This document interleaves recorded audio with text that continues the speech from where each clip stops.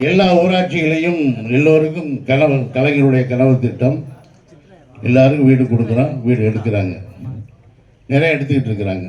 ஆனால் அந்த பயனாளி அந்த வீட்டை கட்ட முடியுமா? கட்ட முடியலை என்றால் நம்ம ஊராட்சி மன்ற தலைவரோ வசதியானவங்க 1-2 பேருக்கு தான் செய்ய முடியும்.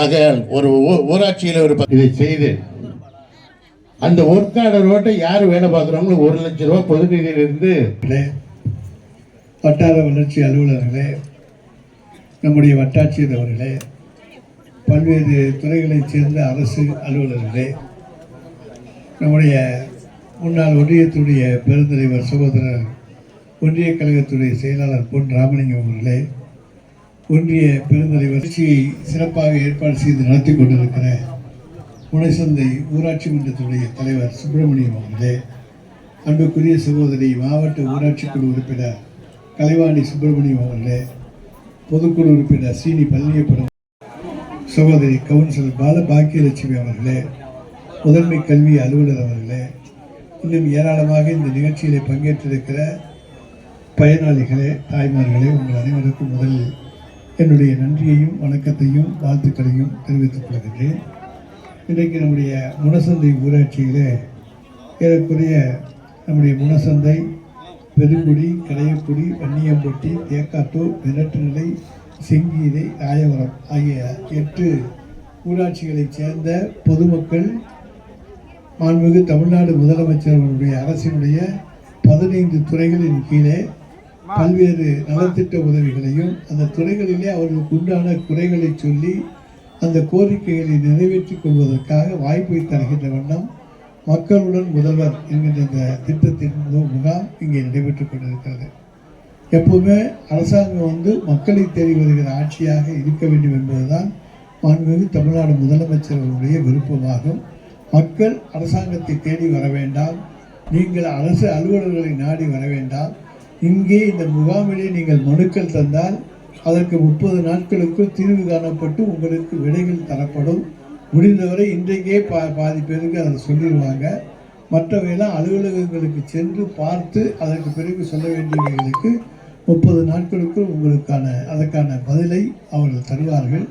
சாதகமான பதிலை தர வேண்டும் என்றுதான் மாண்புமிகு தமிழ்நாடு முதலமைச்சருடைய விருப்பம். அதைத்தான் அதிகாரிகளுக்கு சொல்லியிருக்கிறார்.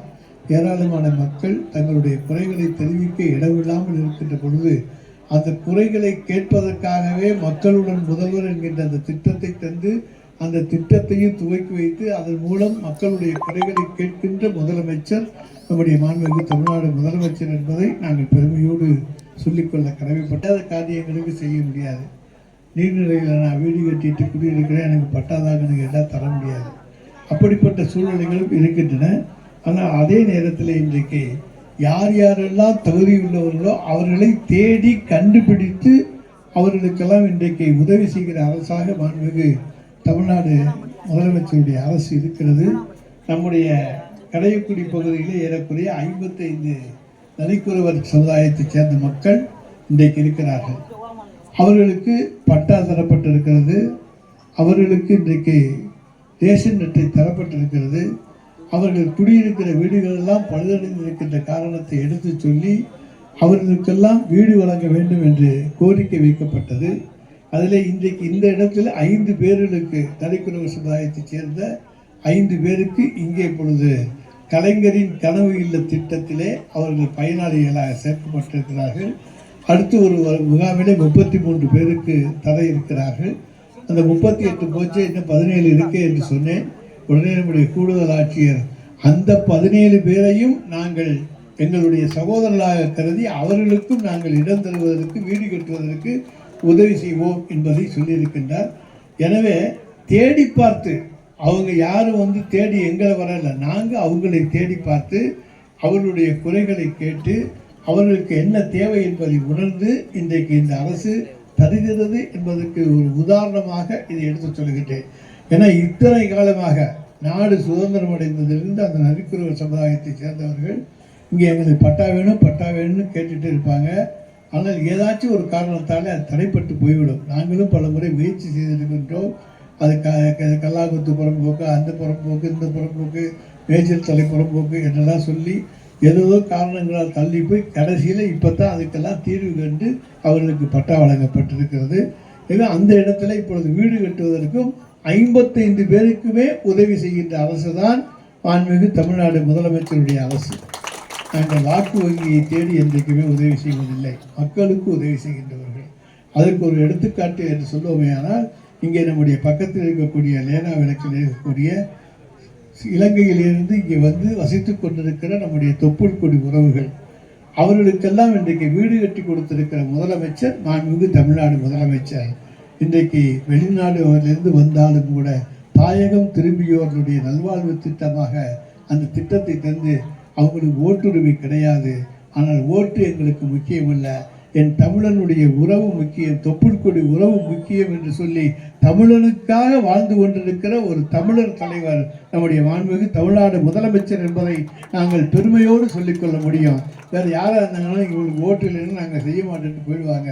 ஆனால் வாக்கு இல்லை என்று சொன்னாலும் அவர்களும் எங்களுடைய உறவுகள், அவர்களுக்கு செய்கிறோம் என்று சொல்லுகிற முதலமைச்சர் தான் நம்முடைய மாண்புமிகு தமிழ்நாடு முதலமைச்சர். எனவே எங்களுக்கு வாக்குகள் தேடி தேடி வந்துவிடும், அதில் எங்களுக்கு நம்பிக்கை இருக்கிறது. எனவே தான் இன்றைக்கு நம்முடைய மாண்புமிகு தமிழ்நாடு முதலமைச்சருடைய ஆட்சியிலே இங்கே இந்த முகாமிலே 17 பேருக்கு கலைஞருடைய கனவு இல்ல திட்டத்திலே அவர்களுக்கு இன்றைக்கு அவர்களுக்கு அதற்கான சான்றிதழ் தர இருக்கின்றது. அதை போல ஒரு 15 பேருக்கு வீடுகள் பழுது பார்ப்பதற்காக இன்றைக்கு பெரும்பழுது, சிறிய பழுது இவற்றை எல்லாம் பார்த்து ஓட்டு வீடு, சாய்தள கான்கிரீட் வீடு இவற்றுக்கெல்லாம் பழுது பார்ப்பதற்காக இன்றைக்கு அவர்களுக்கு உதவித்தொகை வழங்கப்படுகிற நிகழ்ச்சியும் நடைபெறுகிறது. இன்றைக்கி என்னென்னா நம்ம அரிமள ஒன்றியத்தை பொறுத்த வரைக்கும் எங்கெங்கெல்லாம் குடிசை இருக்கோ அதைத்தான் முதலில் நாங்கள் கணக்கெடுத்திருக்கிறோம். இது திமுகவை சேர்ந்தவரா, அதிமுகவை சேர்ந்தவரா, அல்லது கம்யூனிஸ்ட் கட்சியை சேர்ந்தவரா, பாஜகவை சேர்ந்தவரா, எந்த கட்சியை சேர்ந்தவரெல்லாம் பார்க்கறதில்ல. அது குடிசையிலே இருக்கின்றவனுக்கு வீடு கட்டி தர வேண்டும், அதுதான் தலைவர் கலைஞருடைய கனவு. அந்த கனவை நிறைவேற்றுகிற தலைவர் தான் மாண்புமிகு தமிழ்நாடு முதலமைச்சர் அவர்கள். எனவே தான் இன்றைக்கு ஏறக்குறைய இன்றைக்கு நம்முடைய ஊராட்சி ஒன்றியத்தை பொறுத்தவரை கலைஞருடைய நினைவு கனவு இல்ல திட்டத்திலே 2024-25க்கான பயனாளிகளாக 91 பேர் இப்போ தேர்ந்தெடுக்கப்பட்டிருக்காங்க. இன்னொரு 28 பேர், மொத்தம் 119 பேர். அந்த 119 பேர் தான் குடிசை வீடுகளிலே வசிக்கிறார்கள். இனிமே அடுத்து ஓடு வீடுகளிலே, மற்ற வீடுகளிலே வசிக்கின்ற கணக்கு எடுக்கப்பட இருக்கிறது. நான் கூட நம்முடைய கூடுதல் ஆட்சியரிடத்தில் சொன்னேன், புதுக்கோட்டை மாவட்டத்தில் இருக்கிறதுல எந்த விதமான வசதியும் இல்லாத, வாய்ப்பும் இல்லாத ஒரு பின்தங்கிய பகுதி தான் அரிமளம் ஊராட்சி ஒன்றியம். எனவே இங்கே இருக்கக்கூடிய மக்களுக்கு விவசாயத்தை தவிர வேறு பிழைப்பு கிடையாது. விவசாயத்துக்கு மழை பெஞ்சாதான், வேறு எந்த வசதியும் கிடையாது. எனவே இங்கே கொஞ்சம் கூடுதலாக தர வேண்டும் என்று கேட்டிருக்கிற பொழுது கூடுதலாக தருவதற்கு எங்களுக்கு மனம் இருக்கிறது. ஆனால் இந்த கூரை வீடுகளை கணக்குகளை முடித்துவிட்டு அடுத்த கணக்கு எடுக்க வருகின்ற பொழுது இன்னும் கூடுதலாக தருகிறோம் என்று சொல்லியிருக்கிறார்கள். எனவே முதல் கட்டமாக அரிமளம் ஊராட்சி ஒன்றியத்தில் 119 வீடுகள் கலைஞர் கனவு இல்ல திட்டத்திலே சேர்க்கப்பட்டிருக்கிறது. இன்னும் கூடுதலாக சேர்க்கப்பட இருக்கிறது என்பதையும் நான் தெரிவித்துக் கொள்ள கடமைப்பட்டிருக்கின்றேன். அதுபோல வீடுகள் பழுது பார்ப்பதற்காக 275 வீடுகள் இப்பொழுது தேர்வு செய்யப்பட்டிருக்கிறது. அதில் ரொம்ப மேஜர் ரிப்பேராக இருக்கக்கூடியது 270, மைனர் ரிப்பேர் 5, மொத்தம் 275, 181, 94, 278 வீடு, மொத்தம் 278 வீடுகள் இன்றைக்கு பழுது பார்க்க எடுக்கப்பட இருக்கின்றது. எனவே அதையும் சேர்த்துக்கிட்டோம்னா இன்றைக்கு இன்னும் நிறைய பேருக்கு வீடு பழுது பார்க்க வேண்டி இருக்கிறது. அவங்கள பொறுத்தவரைக்கும் காங்கிரீட் வீடுகளையும் பழுது பார்த்து தருவதற்கு 1 லட்ச ரூபா வரைக்கும் கூட பணம் கொடுக்குறாங்க, 1.5 லட்ச ரூபா தர்றாங்க. எனவே அந்த காங்கிரீட் வீடுகள் பழுது பார்ப்பதற்கான வசதியையும் நாங்கள் செய்து தருகிறோம். எனவே அரசாங்கம் முன்னால் வீட்டை கட்டி கொடுத்துருச்சு. இப்போ வீடு கட்டின வீட்டுக்கு பழுது பார்ப்பதற்கும் இன்றைக்கு வசதியை செய்து தந்து கொண்டிருக்கிற அரசாங்கமாகத்தான் மாண்புமிகு தமிழ்நாடு முதலமைச்சருடைய அரசு இருக்கிறது. பெரியார் நினைவு சமத்துவபுரங்கள் உருவாக்கப்பட்டன. அந்த சமத்துவபுரத்திலே சொந்த வீடாக இருக்கின்றவர்கள் கூட தங்களுடைய வீட்டை புதுப்பித்துக் கொள்ள வேண்டும் என்று எண்ணாத நேரத்திலே பெரியார் நினைவு சமத்துவபுரங்கள் தமிழ்நாட்டினுடைய அடையாளங்கள் என்று மாண்புமிகு தமிழ்நாடு முதலமைச்சர் அவர்கள் கருதியதாலே அங்கே இருக்கக்கூடிய வீடுகள் எல்லாம் பழுது பார்ப்பதற்காக நிதி உதவி செய்து இன்றைக்கு அது தமிழ்நாட்டினுடைய அடையாளங்களாக ஆக்கி காண்பித்திருக்கின்ற முதலமைச்சர் தான் நம்முடைய மாண்புமிகு தமிழ்நாடு முதலமைச்சர் அவர்கள் என்பதையும் இந்த நேரத்தில் நான் தெரிவித்துக் கொள்ள கடமைப்பட்டிருக்கின்றேன். எனவே இப்படிப்பட்ட சிறந்த முதலமைச்சர் நமக்காக கிடைத்திருக்கின்றார். இரவு பகல் பாராமல் பணியாற்றுகிற அவருடைய ஆட்சியிலே நிச்சயமாக மக்களுக்கான திட்டங்கள் மக்களை தேடி வரும். அதுதான் இதில் இந்த ஆட்சியினுடைய முக்கியம். நீங்கள் தேடி வர வேண்டாம், நாங்கள் நாடி வருவோம், தேடி வருவோம். உங்களிடத்தில் எல்லா விதமான கோரிக்கைகளையும் நிச்சயமாக நிறைவேற்றி தருகின்ற அரசாக மாண்புமிகு தமிழ்நாடு முதலமைச்சருடைய அரசு இருக்கும் என்பதற்கு இந்த முகாம் ஒரு எடுத்துக்காட்டு என சொல்லி வாய்ப்புக்கு நன்றி கூறி விடைபெற்றுக் கொள்கின்றேன். நன்றி, வணக்கம். இங்கே பொறுப்பேற்ற பிறகு கடைசி ஒரு 10-12 இடத்துல இருந்த நாம ஊரக வளர்ச்சித் துறையில அந்த முன்னேற்றத்தில் இன்றைக்கு முதல் ஒரு 10 இடத்துக்குள்ள வர்ற அளவுக்கு மிகச் சிறப்பாக கொண்டு வந்ததற்காக புதுக்கோட்டை மாவட்ட மக்களுடைய சார்பில் அவருக்கு என்னுடைய நன்றியையும் வணக்கத்தையும் வாழ்த்துக்களையும் தெரிவித்துள்ளேன். பயனாளிகளுக்கு வேலை உத்தரவினை மாண்புமிகு அமைச்சர் அவர்கள் தன்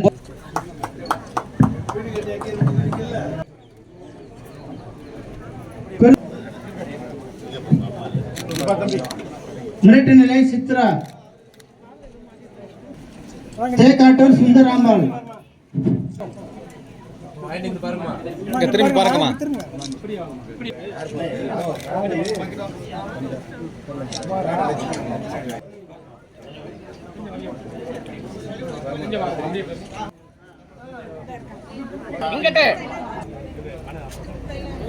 அஞ்சலை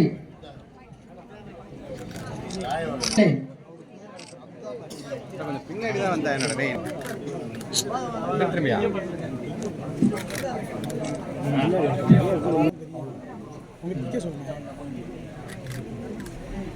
பெருங்குடி பொன்னி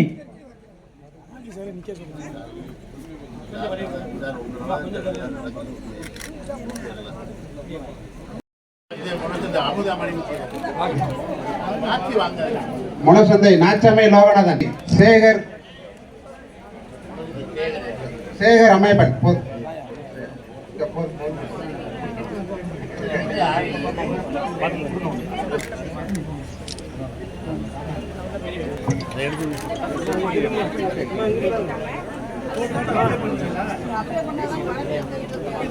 பதிஞ்சா அவங்க உடனடியாக அதை ரீசர்ச் பண்ணிட்டு உங்களுக்கு பதில் தருவாங்க. அதுக்காகத்தான் இந்த முகாமே. நாங்க மனு வாங்குற முகாம் பதிஞ்ச உடனே உங்களுக்கு பதில் வரும். அப்பதான் உங்கள் டோக்கன் எல்லாம் வரும்.